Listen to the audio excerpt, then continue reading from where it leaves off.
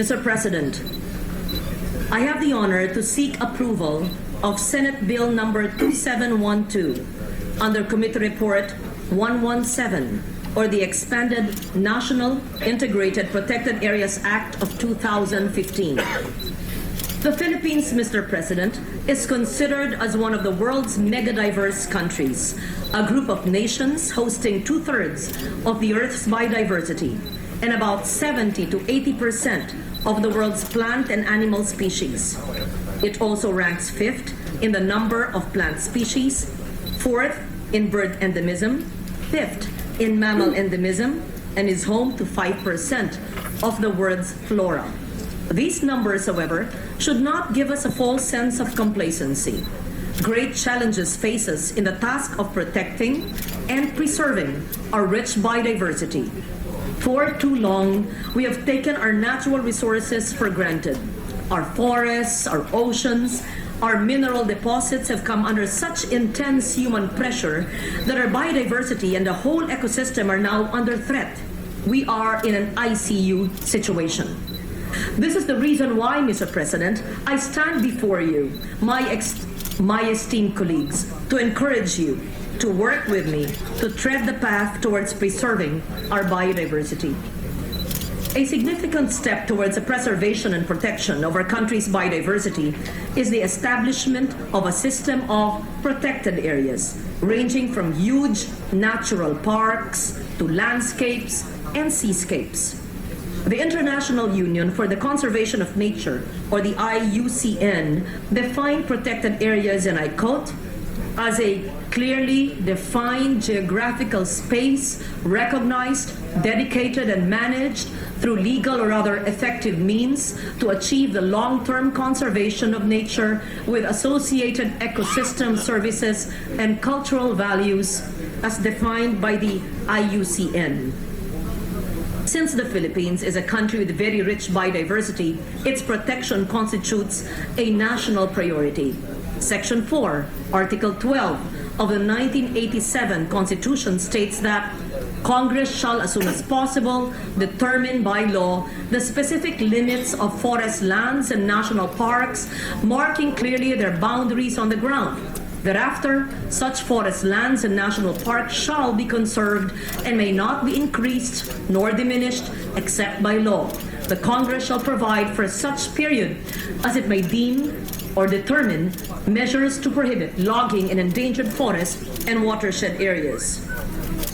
Mr. President, the National Integrated Protected Area System, or NIPAS, was enacted way back in 1992.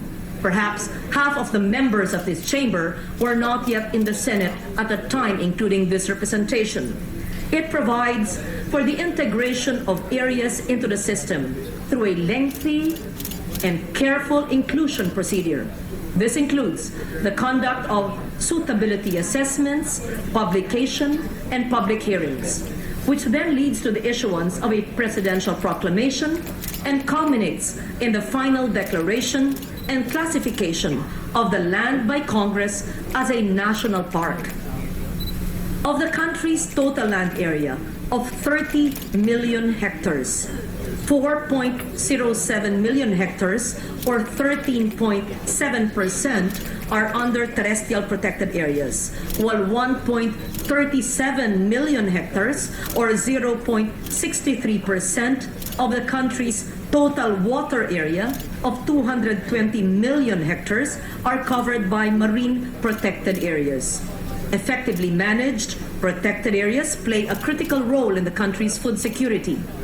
Even with the observed decline in fish biomass in the Visayan Sea, which is threatened by overfishing and destructive fishing methods, fish population found in marine protected areas continue to thrive and remain highly diverse. From an average yield of 40 tons of fish per square kilometer, fish supply significantly rises to 125 tons per square kilometer from marine protected areas. At present, there are 113 areas in the country that have been declared by the President as protected areas under NIPAS. However, only 13 have proceeded to be legislated as such, even as 23 years have passed since the passage of the NIPAS Act way back in June 1, 1992. This means that it took an average of 1 year and 7 months for Congress to enact legislation for each protected area. At this current rate, Mr. President, it would take us more than 2 lifetimes in order to enact legislation for the remaining protected areas already covered by presidential proclamation that still need congressional action and enactment. Moreover, many important ecosystems remain underprotected or perhaps unprotected, including open seas, coastal areas, wetlands, tropical forests, among many others. Despite the passage of the NIPAS Act of 1992, the protection of many protected areas exists only on paper. It is also lamentable that they are not provided with enough resources to handle threats such as poaching, polluting, and wildlife conflict. While we have made progress in the field of preservation of our protected areas, and with the Philippines as a signatory to several international agreements, such as the Convention on Biological Diversity, signed by 150 government leaders during the 1992 Rio Earth Summit, there is still an urgent need to designate areas of national interest for human security, ecological integrity, climate change mitigation and adaptation, disaster risk reduction, and inclusive, resilient growth. Faced by this stark reality, this committee, together with the support of the Department of Environment and Natural Resources, particularly the Biodiversity Management Bureau, pursued the approach of pushing for an amendment to the NIPAS in order to cover the remaining protected areas requiring congressional action. The proposed amendments to the NIPAS Act under Committee Report 117 adopt the lessons learned from the implementation for the past years of the NIPAS Act.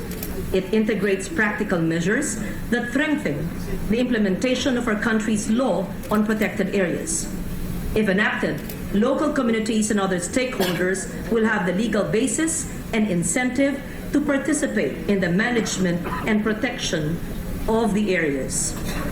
If enacted, the same will help conserve and protect representative samples of unique, rare, and threatened species of plants and animals and habitat, including cultural diversity, by declaring as national parks the remaining parcels of land under the NIPAS, thus ensuring the sustainable use of our natural resources. Mr. President, if this measure is not acted upon now, we are facing dangerous consequences, such as loss of biological diversity, both for wildlife species and their habitat, the occurrence of calamities such as flooding, soil erosion, landslides, continued illegal and unsustainable resource utilization. We need to work together to conserve and, if possible, rehabilitate the natural resources that have been damaged by irresponsible acts. We have to work to double time because the protection of our environment is also crucial in our effort towards building resilience and adapting to the changing climate. More importantly, protected areas can be a buffer for natural hazards and climate change. Intact forests can hold water to prevent flooding. Mangroves are natural defense against storm surges, and sustainable development can lead to increased and better resilience. With the foregoing considerations, I call on my colleagues in this august chamber for their support to this very important measure. Thank you, Mr. President. Thank you, Senator Legarda. Senator Pia Cayetano is recognized. Thank you, Mr. President.